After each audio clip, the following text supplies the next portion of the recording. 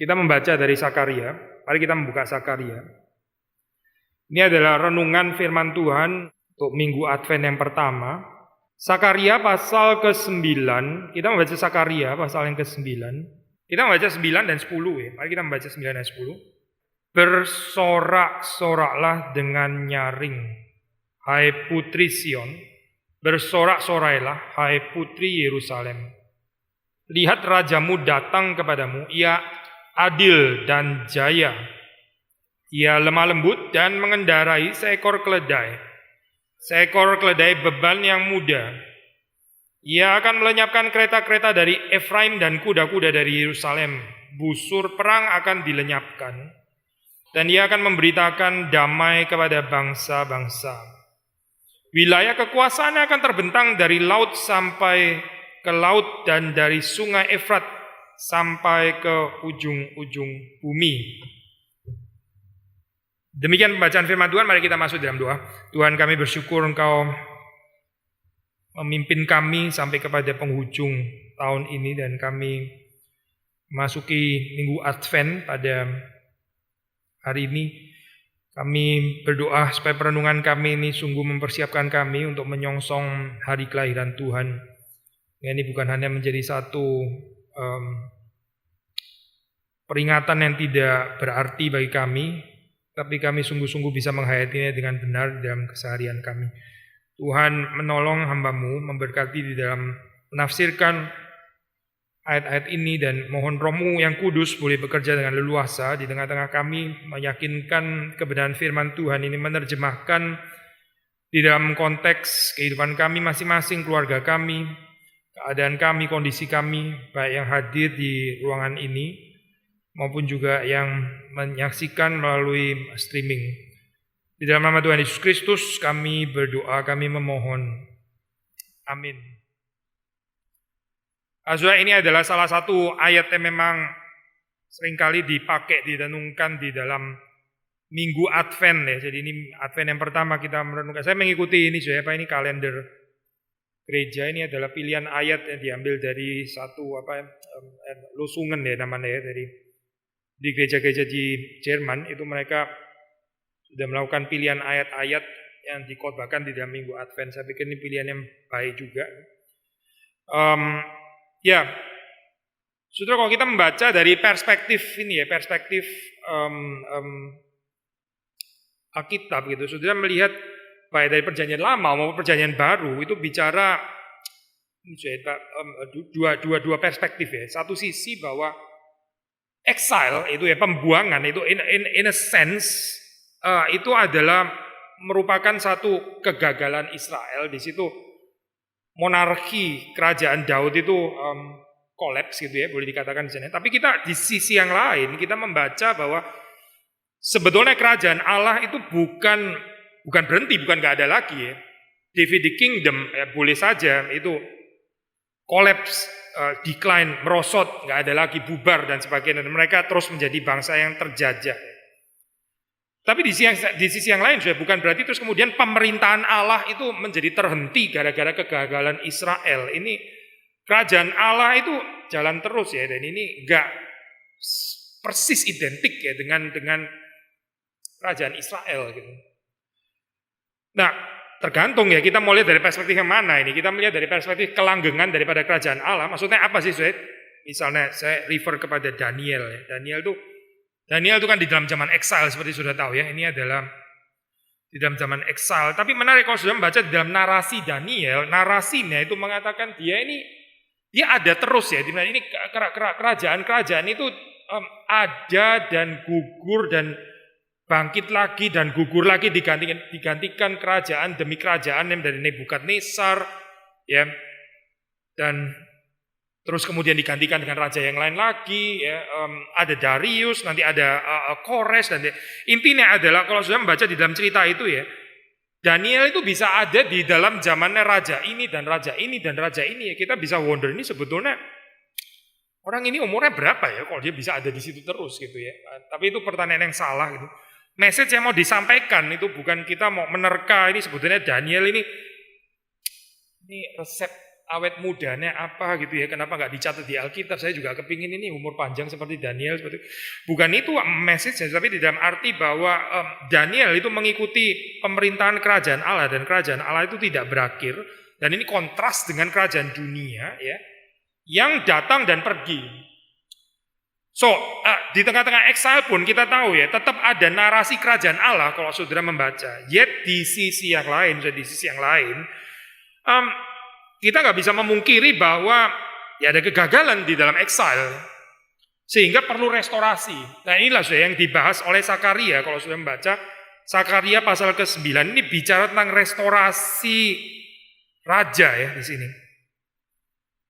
Menarik ini ya kita tahu ini kan ayat ini digenapi di dalam Yesus Kristus itu ya. Kita biasanya baca langsung secara kristologi, kita bisa kehilangan keindahan yang dibicarakan di dalam perjanjian lama ini. Karena itu kita jangan terlalu buru-buru ya waktu nafsir langsung kepada kristologi. Anyway, ini jelas-jelas ayat mesianik, ini memang tentang Yesus betul gitu. Tetapi kita mau coba untuk menggalinya dari perspektif perjanjian lama itu sendiri ya. Perjanjian lama di sini ini dikatakan, hai putri Sion, bersorak-sorailah, hai putri Yerusalem, lihat rajamu datang kepadamu. Rajamu datang kepadamu, ia adil dan jaya. Ini bicara tentang, ini saya agak kompleks ya bagian ini ya. Sebetulnya di dalam bahasa Indonesia itu kan dikatakan, nanti kita sampai pada bagian ini. Ini adil dan jaya ya. Kita bahasa Indonesia, bahasa jaya itu pertama kita nggak terlalu familiar sama istilah itu ya. Kalau saudara dengar istilah jaya, saudara keingetan langsung toko gitu kan ya.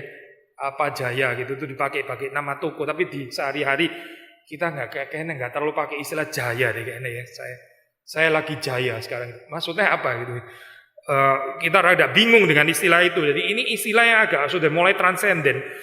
Lebih lagi kalau kita bandingkan dalam bahasa Inggris, sebenarnya itu pakai istilah having salvation. Saudara nggak kepikir kan bahwa ini artinya gitu. Having salvation.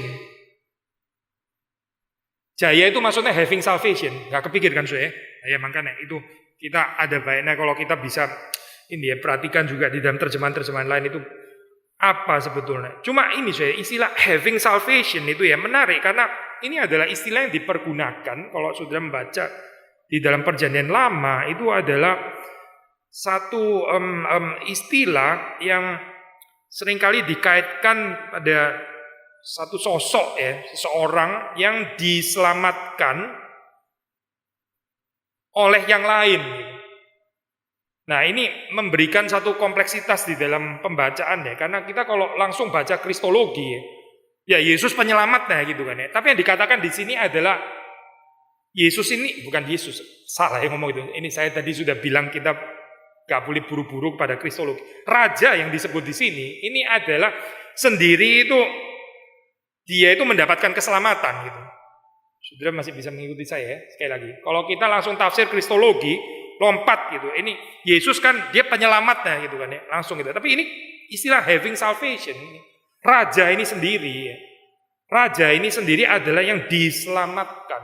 Nah, ini menarik ya, pembacaan daripada Zakaria ini waktu bicara tentang having salvation. Siapa yang menyelamatkan? Yang menyelamatkan itu adalah Allah pasti gitu ya. Yang menyelamatkan ini adalah Allah. Nah ini seperti kayak mediasi ya, keselamatan yang dari Allah ya bagi raja ini ya, bagi raja ini yang kemudian terus diteruskan kepada orang-orang yang dipimpin oleh raja ini gitu. Sekali lagi ya.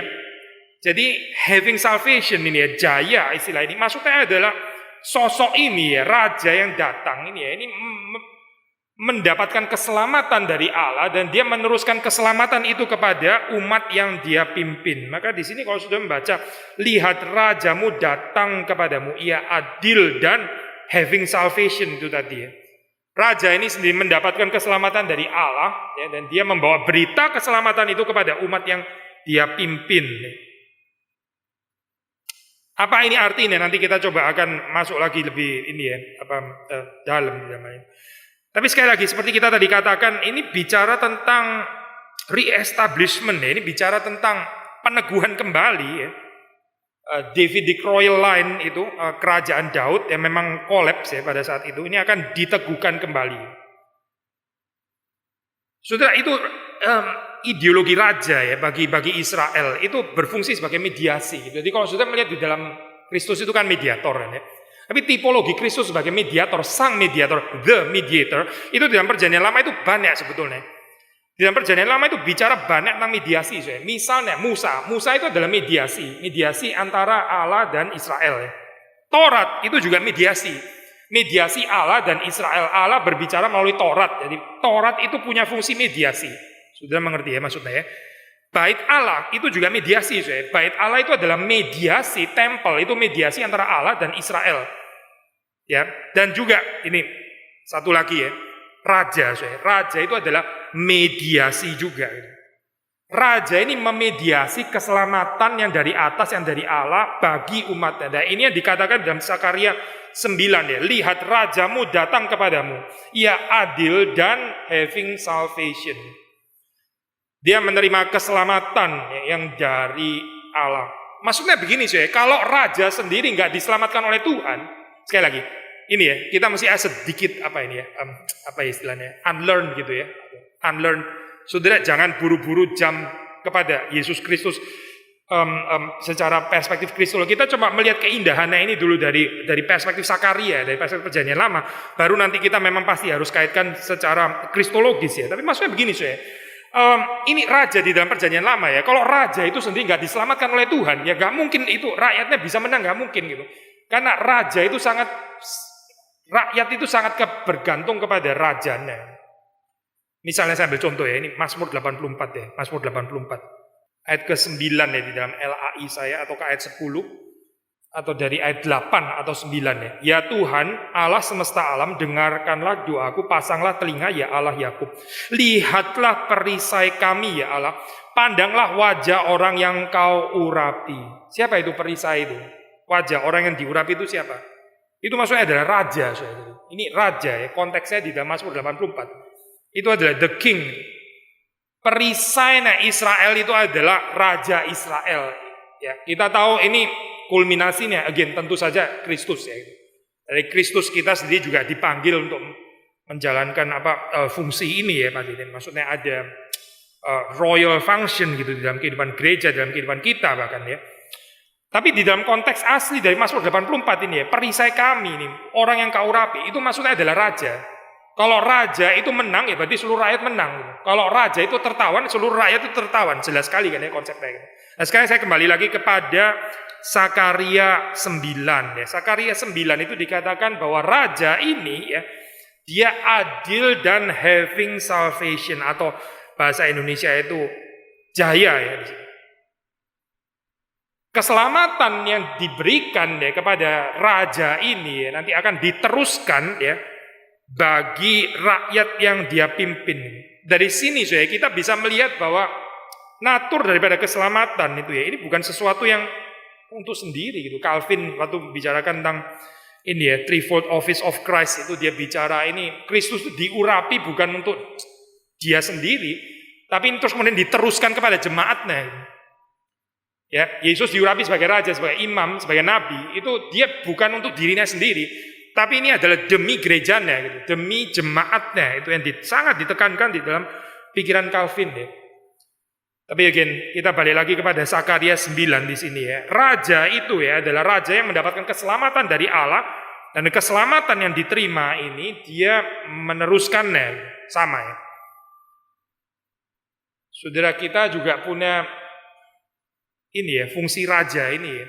Selain Tuhan mengundang kita untuk bertindak adil, tapi juga yang mendapatkan keselamatan ini ya, kalau kita hayati dalam kehidupan kita ya, itu gak boleh berhenti kepada diri kita sendiri. Kalau berhenti kepada diri kita sendiri ya, kita gak ada fungsi mediator ini. Jadi gak mengerti kita Zakaria 9 ini. Jadi berhenti kepada diri kita sendiri ya. Ini raja yang egois ya ini ya. Dia menerima keselamatannya bagi diri sendiri, terus kemudian dia mengorbankan orang lain. Lu mati ya mati, lu dibantai aja.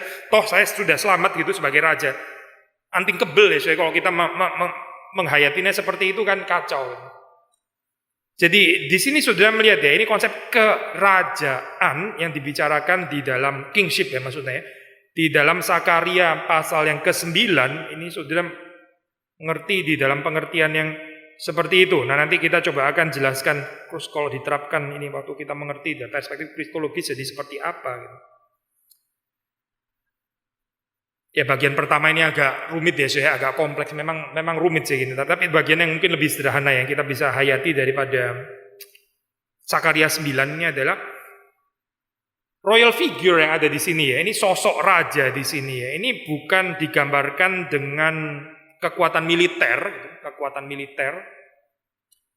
Karena apa saya? Karena ya yang sungguh-sungguh memerintah itu adalah Allah. Sekali lagi ya. Yang sungguh-sungguh memerintah ya, sebagai raja itu adalah Allah. Jadi raja itu bukan memerintah di dalam posisi Allah. Ini penting sekali ya. Maksudnya kalau kita nggak jelas fungsi kita sebagai mediator juga kacau balau. Ada satu penulis teolog saya ini Webster ya, dia tulis satu artikel sebetulnya bukan buku ya, tapi artikel yang padat luar biasa. Dia tulis tentang eklesiologi, lalu dia mengingatkan di situ itu fungsinya gereja itu menunjuk kepada Kristus. Ada hal-hal yang bukan cuma nggak bisa, nggak boleh dikerjakan oleh gereja karena itu adalah bagian Kristus. Ya, tapi gereja yang nggak sadar, saya kena savior syndrome, ya, gereja yang kena savior syndrome, akhirnya dia pikir dia adalah yang bertanggung jawab, jadi over responsible. Karena tergantung sekali kepada gereja itu ya untuk menyelamatkan dunia. Hati-hati saya. Itu konsep eklesiologi yang sangat-sangat bahaya sebetulnya. Jadi kembali lagi ya saya. Ini juga raja ini di dalam posisi atas kan ini.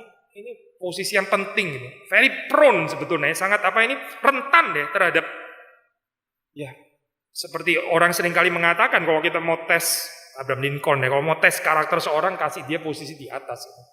Kasih dia posisi di atas nanti kita lihat dia karakternya bagaimana gitu. Ini raja saya itu kalau dia nggak hati-hati dia bisa menggantikan posisinya Allah.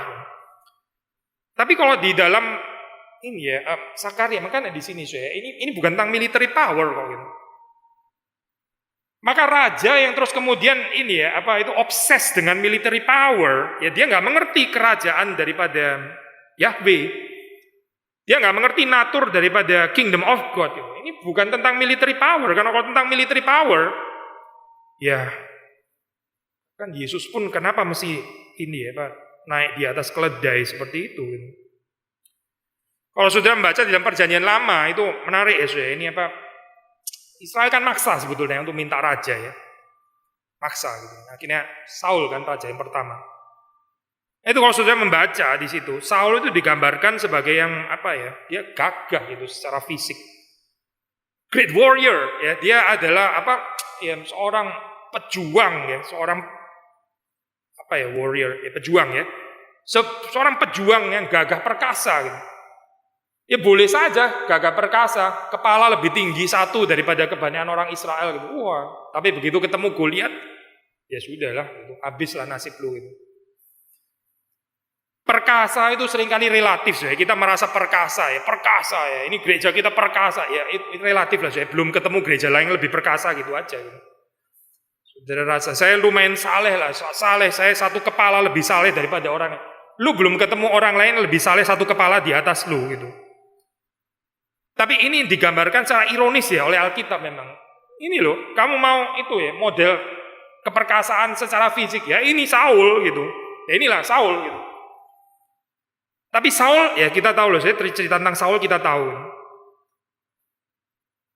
Tapi yang dikehendaki oleh Tuhan itu sebetulnya model seperti Daud ini gitu. Saudara perhatikan bedanya Daud sama Saul apa gitu. Daud itu bahkan Samuel ya, ini nabi loh saya, ini hamba Tuhan ya. Samuel pun salah lihat gitu.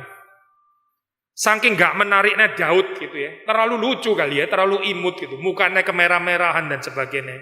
Mungkin ini gak cocok lah model kayak gini ya, kurang maskulin gitu. Kalau kakak-kakaknya Daud ini kayaknya lebih cocok untuk menggantikan Saul.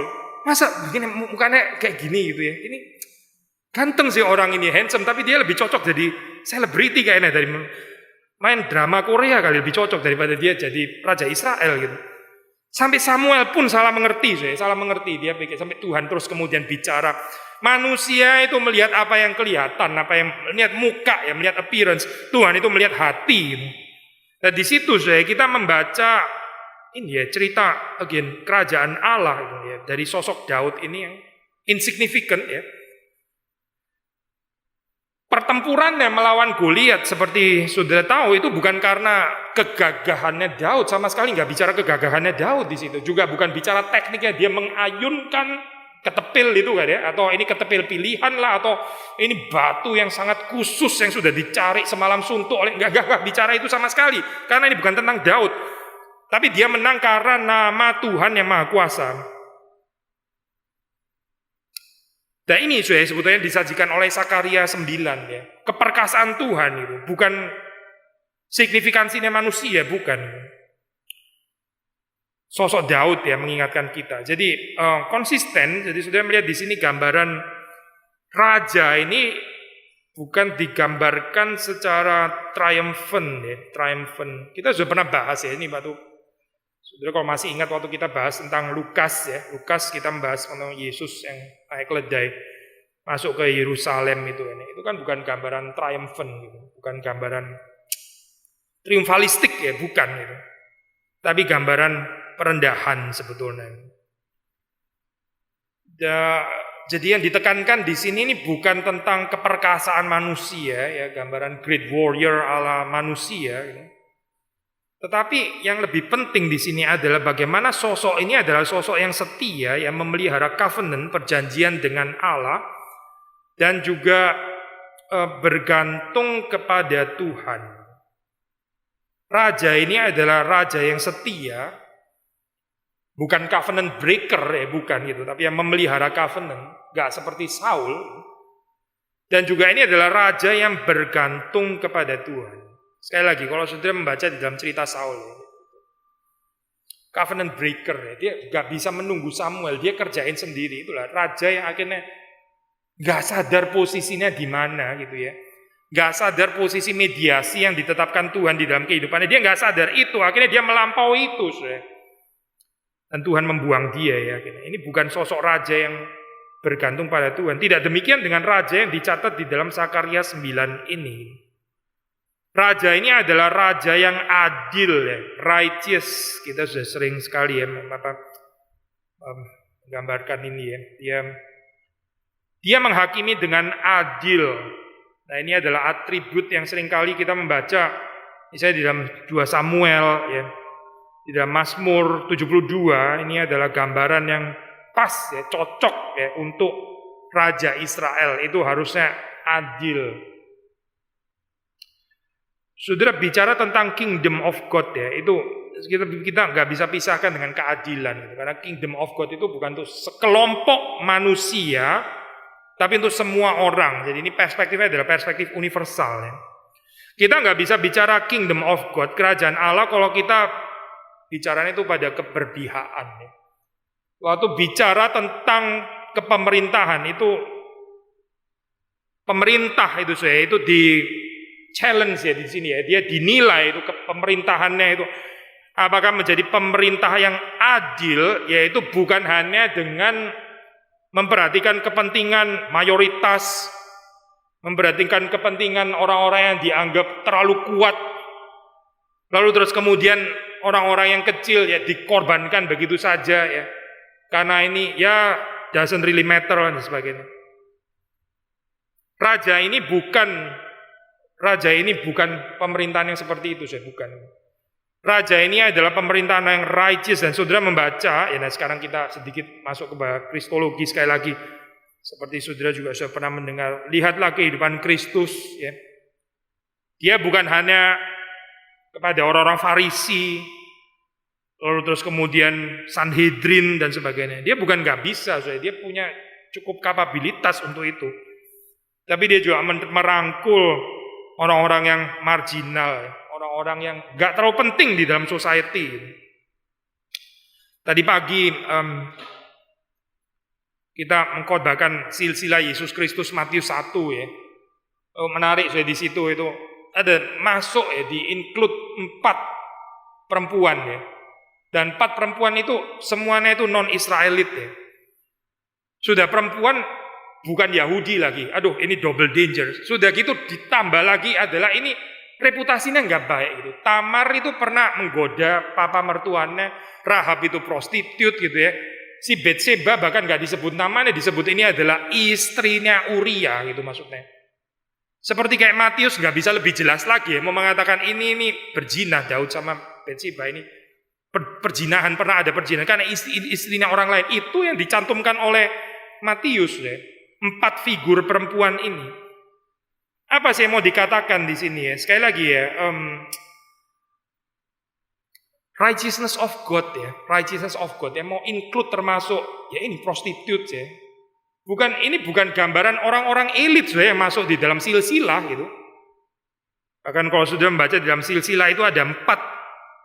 Sebetulnya secara dynastic succession itu ada 4 yang di-cut gitu oleh Matius itu ya. 4 nama ya kan. Ini persis ya 4 ya. Kenapa nggak cut 4 perempuan ini aja gitu? 4 perempuan ini nggak terlalu cocok lah masuk di sini gitu. Ngapain mesti masuk gitu? Malah 4 raja yang di-cut gitu. Mendingan raja dong, lebih keren gitu. Mau menyatakan apa sih? Mau menyatakan bahwa kerajaan Allah itu bukan seperti yang ada di dalam dunia ini, bukan. Kerajaan yang ada di dalam dunia ini cuma berpihak kepada mayoritas, berpihak kepada orang-orang yang kuat, berpihak kepada orang-orang yang beruang, berpihak kepada orang yang punya kuasa militer. Tapi Yesus Kristus bukan seperti itu, bukan. Yesus Kristus itu righteous. Raja yang disebut di dalam Sakaria 9 ini adalah raja yang righteous bagi semua orang. Lalu yaitu istilah having salvation itu tadi ya. Sekali lagi ini menunjuk kepada sosok seseorang yang diselamatkan ya oleh yang lain, yaitu dalam hal ini Allah. Maksudnya di sini digambarkan bahwa raja ini adalah raja yang bergantung pada Allah sang pemberi keselamatan. Raja ini adalah raja yang bukan menyelamatkan dari kekuatannya sendiri, keperkasaannya sendiri, apalagi pakai kuasa militer gitu, bukan. Tapi raja ini adalah raja yang bergantung pada keselamatan yang datang dari Allah, yang datang dari Tuhan. Selalu timbul pertanyaan gitu ya, timbul pertanyaan.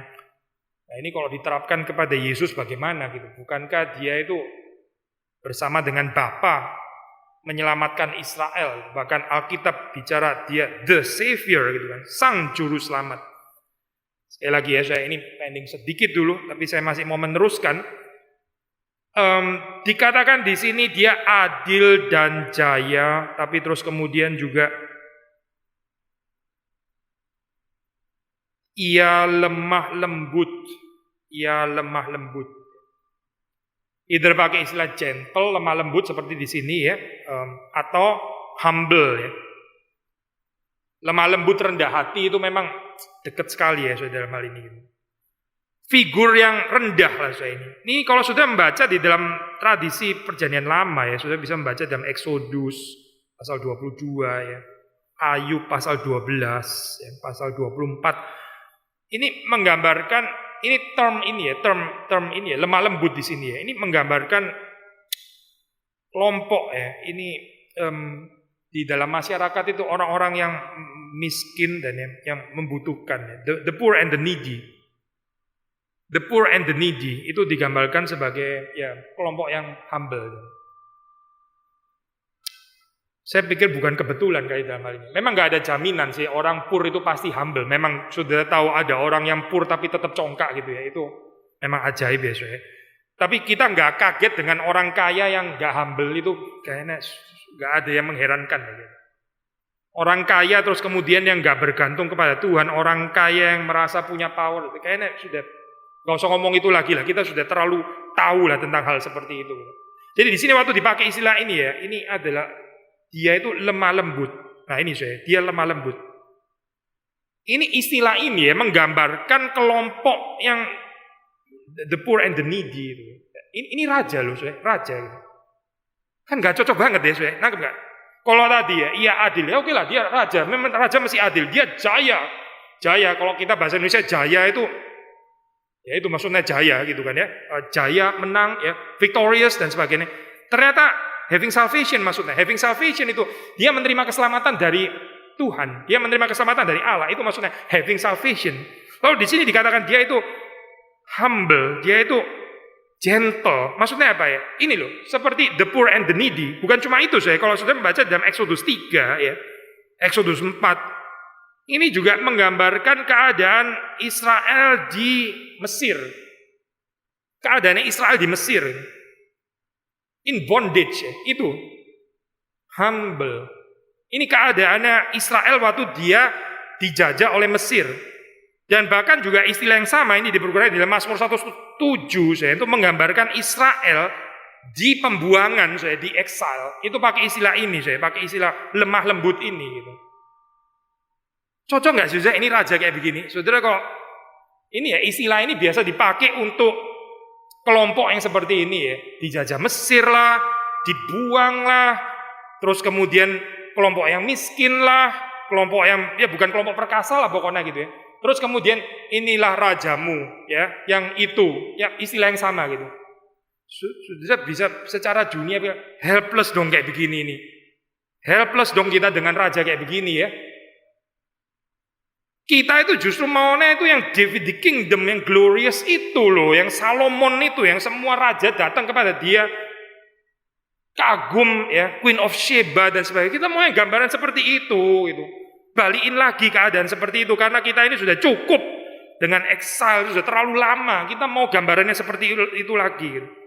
Tapi ternyata istilah yang dipakai, term yang dipakai di sini adalah term ini menggambarkan Israel di Egypt lah, Israel di exile atau gambaran the poor and the needy. And yet raja ini digambarkan seperti itu. Ia lemah lembut, ia rendah, ya.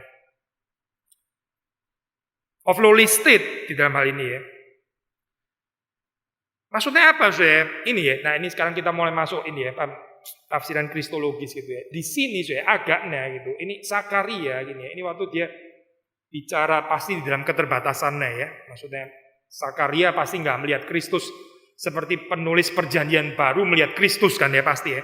Kan ini kan lebih progresif ya penulis perjanjian baru. Tapi yang dilihat oleh Zakaria di sini ini ada. Ini sang raja ini nanti akan menuju kepada Mesias gitu ya. Dia itu solidaritas ya, dengan Israel di dalam keadaan yang rendah. Gitu. Hampir nggak bisa dipikirkan loh bagian kayak begini ya. Kita biasanya waktu nggambarin Yesus juga Yesus yang triumfalis ya. Mesti yang lain dengan the poor and the needy, the deliverer itu ya, membebaskan. Ini orang-orang yang ada di dalam Egypt yang membebaskan harus yang kuat dong. Kalau nggak kuat bagaimana dia bisa membebaskan coba gitu. Tapi ini bukan bicara tentang gambaran kuat yang akan membebaskan ya ini. Tapi justru mau bicara raja ini bersama dengan kamu gitu.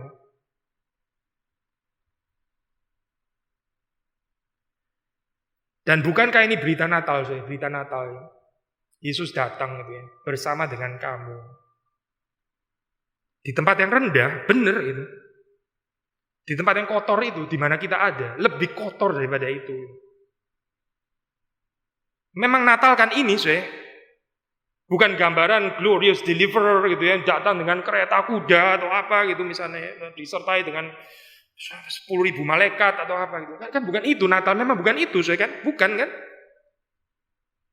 Apa sih Natal itu ya? Saudara jangan salah expectation deliverer gitu ya. Ini sosok perkasa yang akan menyediakan vaksin pada tempatnya, yang akan mengeluarkan kita lagi dari keadaan ini sehingga kita bisa dipulihkan dalam keadaan yang sehat, kuat dan gak ada sakit penyakit dan kita bisa berjaya lagi di dalam pekerjaan dan sebagainya. Ini Mesias yang mana, saudara?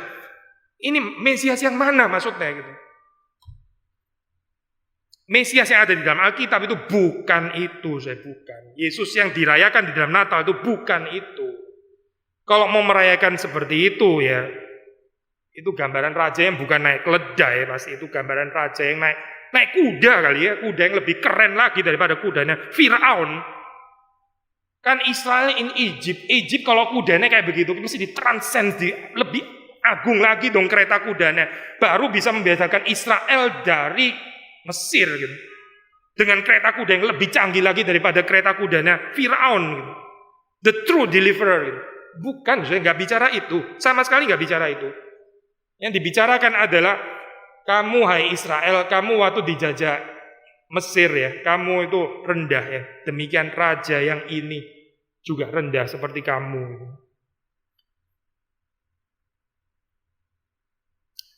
Kalau saudara bicara tentang solidaritas pasti ini ya, pasti ada batasnya gitu. Tapi kita mau membicarakannya secara positif. Dunia ini apa sih? Dunia ini bukan kurang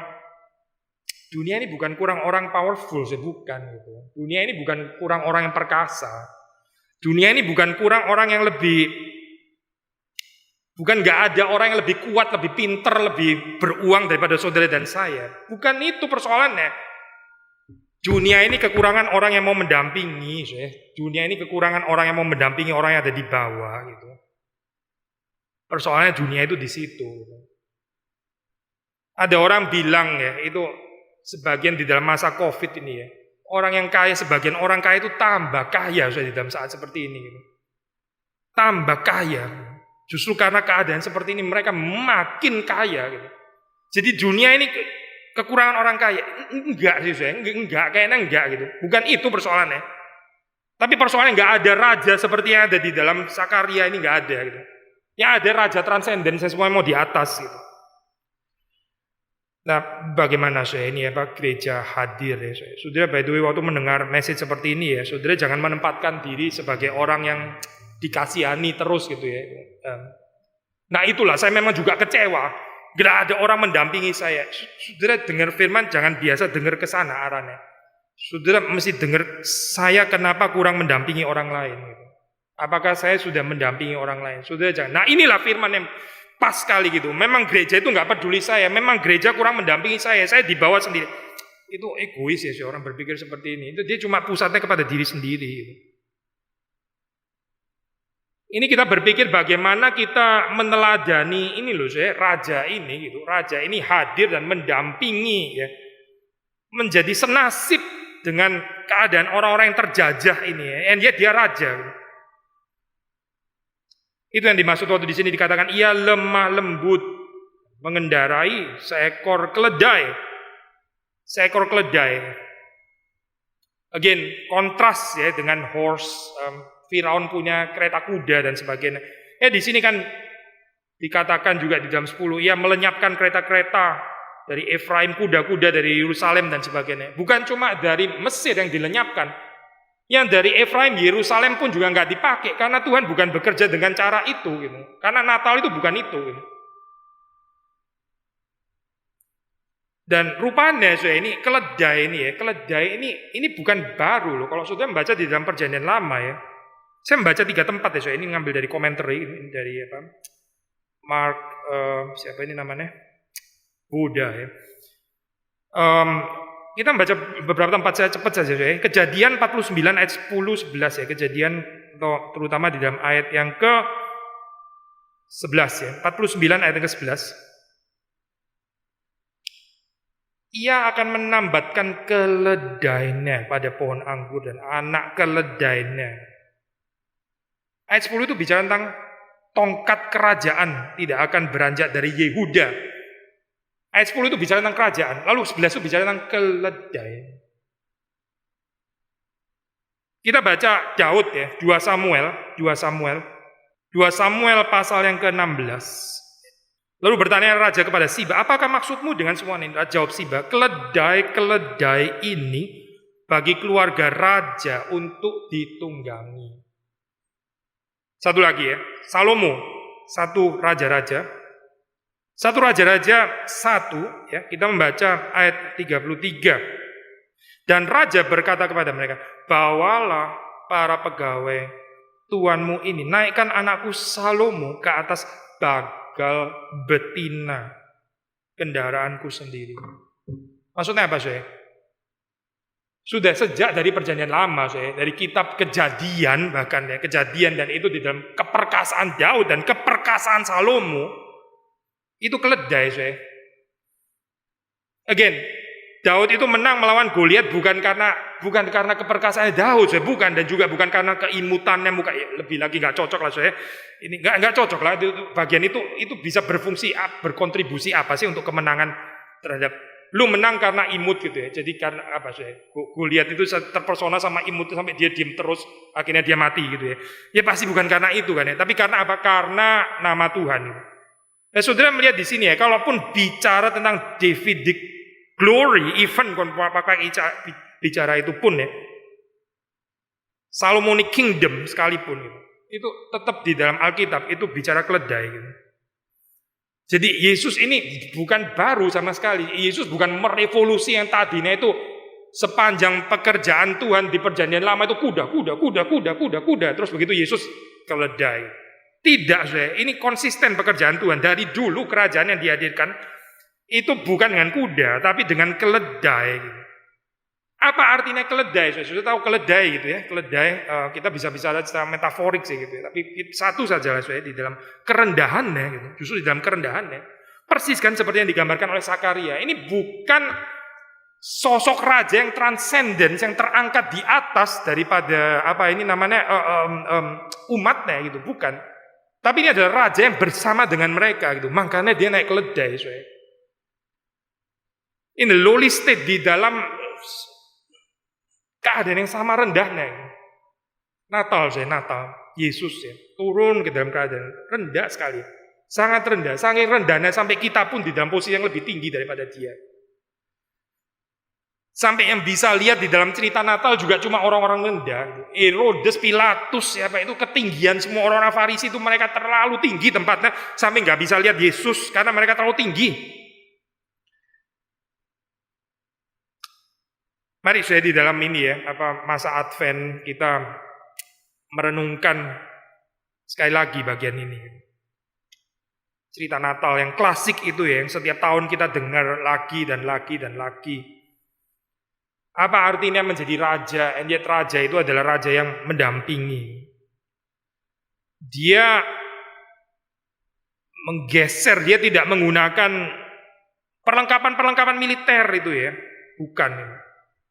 Tapi yang dihadirkan itu adalah peace, shalom.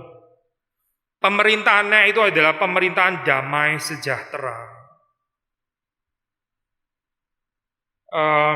Again, kereta-kereta itu nggak diperlukan, bukan hanya nggak diperlukan bagi Mesir, lalu dikutuki kenapa Mesir pakai itu. Tapi di sini dikatakan juga untuk Efraim dan untuk Yerusalem pun juga nggak perlu ada kereta-kereta itu. Karena Tuhan nggak memerintah dengan itu. Kita ini memperkenalkan kekristenan, memperkenalkan Kristus dengan cara apa sih sebetulnya di dalam dunia ini ya? Ini pertanyaan klasik ya. Kita menyaksikan Kristus ini dengan bagaimana sih gitu? Mau tunjukin bahwa orang Kristen itu paling saleh gitu, morally paling qualified gitu maksudnya. Jangan-jangan bentuk teologi of glory yang lain gitu ya. Atau apa sebetulnya yang sedang disaksikan itu apa? Saya nggak mau list lah, terlalu banyak ini ya, list yang kacau ini kalau kita terusin itu cara-cara glorious, victorious, triumphalis dan sebagainya. Tapi kalau kita belajar daripada raja yang disebut di Zakaria 9 ini ya, perhatikan dia yang lemah lembut, yang naik keledai, yang berada di posisi itu, lalu dia exercise peaceful rule. Tetap ada sovereignty sih, tetap ada kedaulatan ini, tetap bicara pemerintahan, betul gitu. Ini bukan nggak bicara pemerintahan, ini bicara kedaulatan juga, namanya raja. Raja pasti ada kerajaannya, dan kerajaannya pasti claim certain kedaulatan kan ya, claim certain submission, bahkan kita bisa mengatakan seperti itu. Tetapi ini karakterisasinya itu adalah again bukan melalui kemegahan yang kelihatan seperti kereta kuda dan sebagainya, tapi dengan kehadiran damai sejahtera. Saya kemarin baru bahas ya ini di speak ya.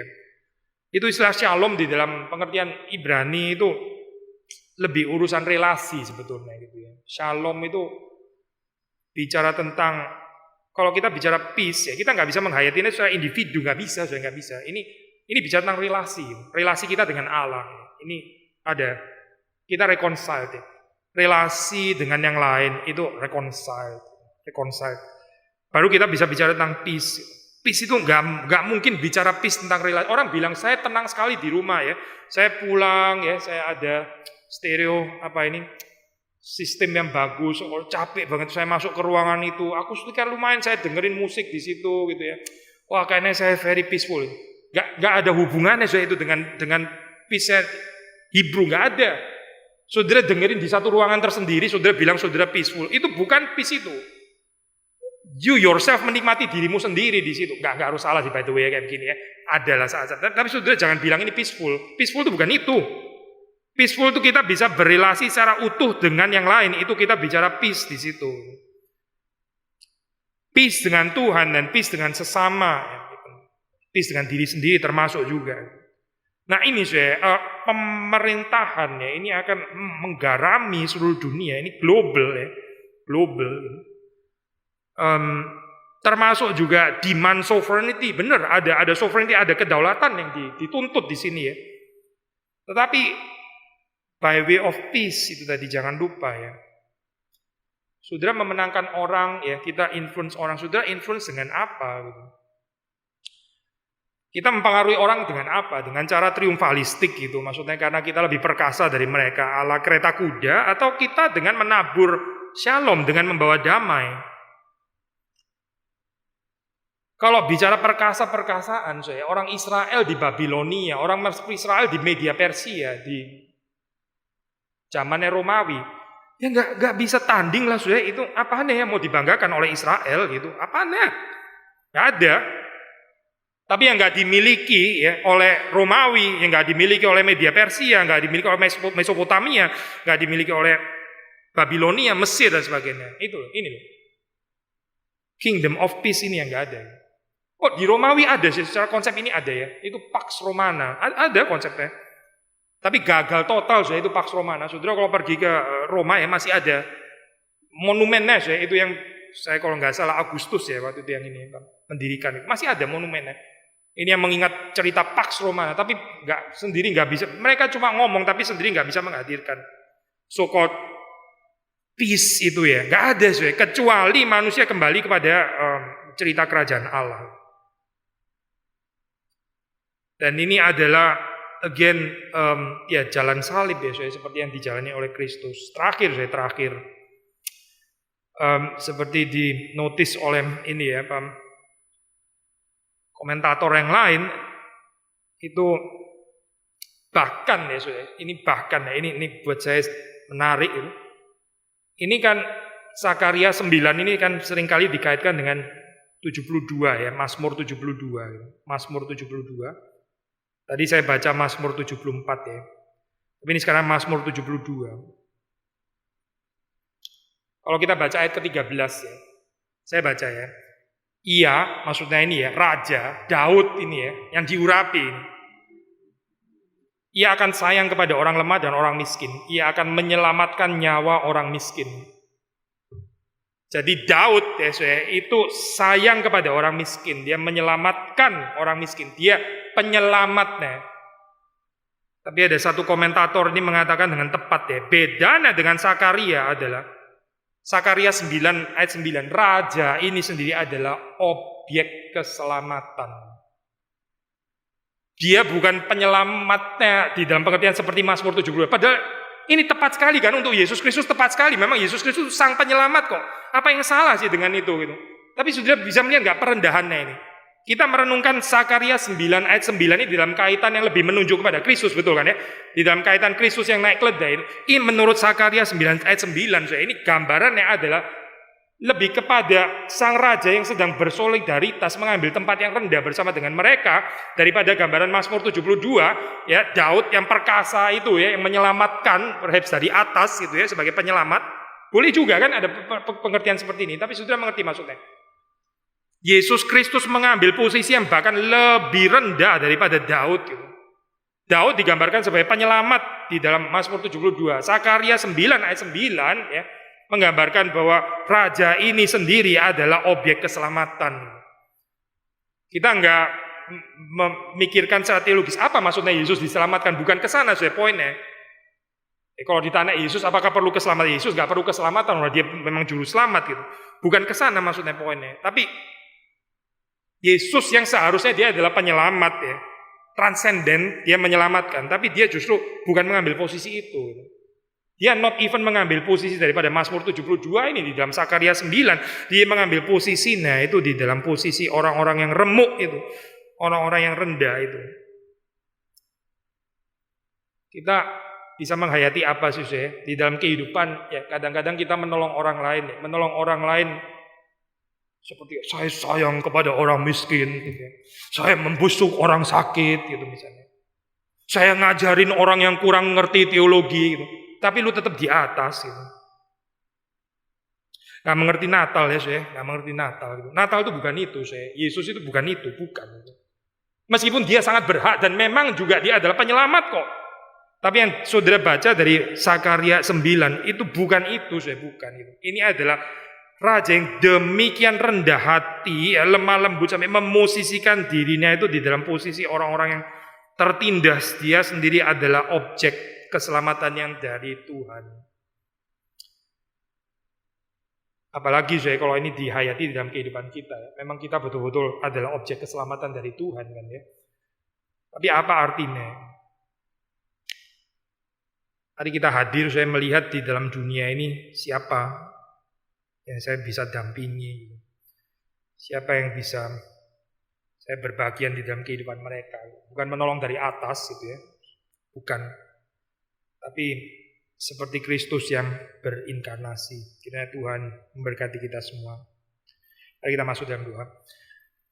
Tuhan, kami bersyukur Engkau memberikan kepada kami ayat-ayat ini. Dan sekali lagi kami belajar bukan dengan kemegahan, keperkasaan yang dimengerti oleh dunia ini. Tapi memahami, menghayati sekali lagi makna Natal yang sungguh merupakan satu misteri.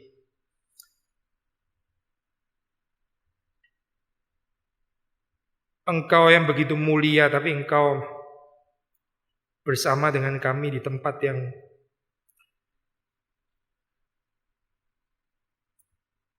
begitu kotor, begitu rendah.